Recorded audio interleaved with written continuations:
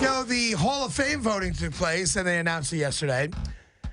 And more than any other sport, when the Major League Baseball Hall of Fame announcement gets made, there's a visceral reaction to it, as if it changes your life. Now, the guys that got in are interesting. The guys that didn't get in are interesting, as it is every year. It is clear now, though, that guys that did steroids are going to get into the Hall of Fame. I don't know when it's going to happen, but it's absolutely going to happen. Jeff Bagwell was always under suspicion. Right, that's what I was going to say. I mean, he admitted to doing the andro. Okay, that's right. His admission, not mine. Listen, I was going to say I watched this happen last night, and I was like, man, wasn't Bagwell? Didn't he get caught andro, or do something? Right. He admitted it. I don't know if it was during Congress or whatever it was. Right. But he came out, when andro was legal. When McGuire was doing it, whatever. Yep. He did andro. Now you can make the point that's all you need to know. Right? Exactly. I mean, that's all I need to know. I know that. Tim Raines hasn't played in 20 years, and all of a sudden he gets in. And Pudge Rodriguez gets in by 1%. And, there was rumors. There was questions about him, too. Now, he was in studio with me and Boomer about a month ago, and I asked him directly about, the steroids and all that stuff. Listen, Pudge Rodriguez to me was always a Hall of Famer. I looked at his career, you look at what he did, how you're watching him as one of the great catchers of our generation. Yep. And I go, that guy's a Hall of Famer. Yeah. Watching Tim Raines, or Rock Raines, as he was called for a couple of years. Montreal, obviously, you won a World Series with the Yanks.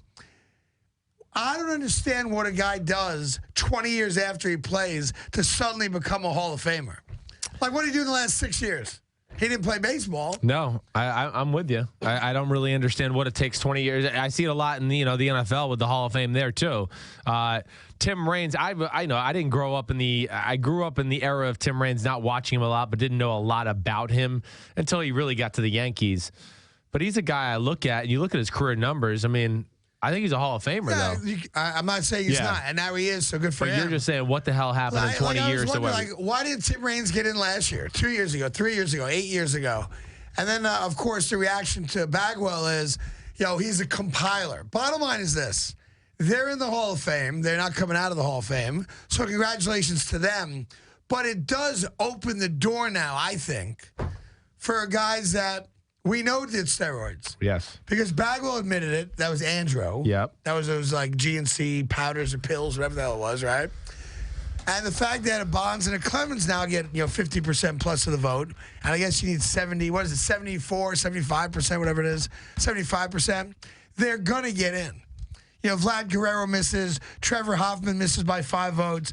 They're all gonna get in, and at some point, all of those of you out there that have this comical, ridiculous, like me, I'm a purist bullcrap. That's me. Hey, if they put it in their body, they don't get in. That nonsense. Are going to have to come to terms with the fact that there are guys in the Hall of Fame that at some point in their careers did drugs to perform. Yeah. I mean, and that's it. That's where it's going. And that's where it should go, frankly. Well, why? That's what I would say to you as a friend of you, and we were just going to talk about this subject together. Yes.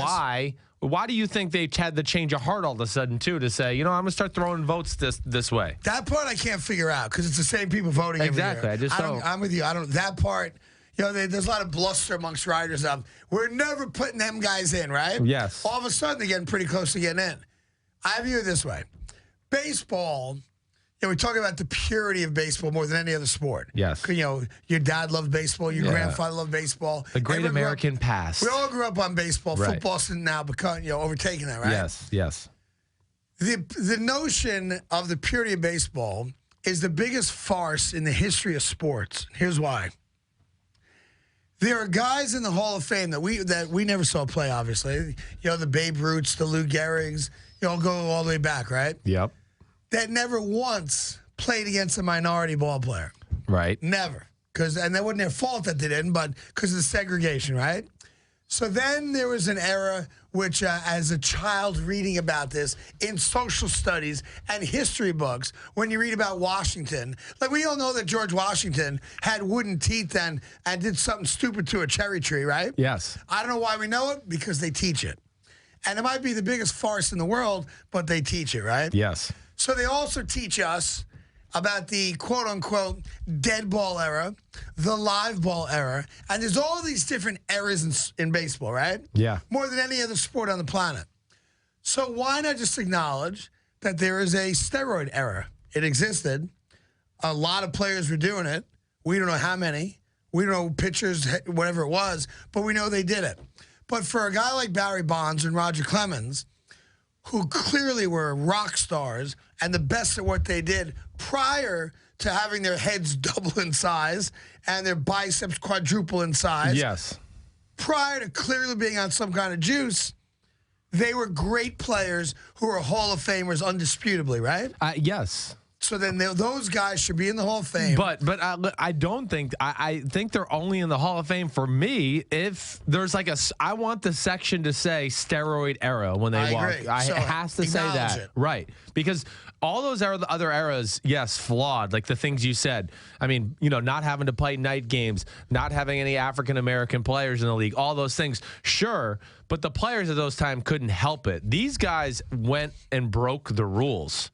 And they broke. For a lot of times, it wasn't illegal when they did it. No, but they might have broken. They might have broke the law, really. Right. Okay, so that's the first thing I would start. So that to me is where that differs in that conversation. But okay, if we're gonna let them in, I want it to be known that they were, the stars, like you said, Barry Bonds. Here he is, the star of the steroid era. It should say that on his plaque below. Right. So young kids and everybody else knows the truth. I got no problem with that, but they belong in. So if you have, it's funny, with baseball more than any other sport, the reaction to Hall of Fame is, I always love the reactions. I can't believe that guy didn't get. I saw the thing, I saw on one like Yahoo News or something last night about, and I'm looking at it now, and it reminded me, like Jose Canseco. He makes a good point. Bagwell got in, but McGuire's not in. So Jose is one of those guys that outed Bagwell as a steroid user. Yes. Now, he admitted Andrew, but, everything Jose has said has been accurate.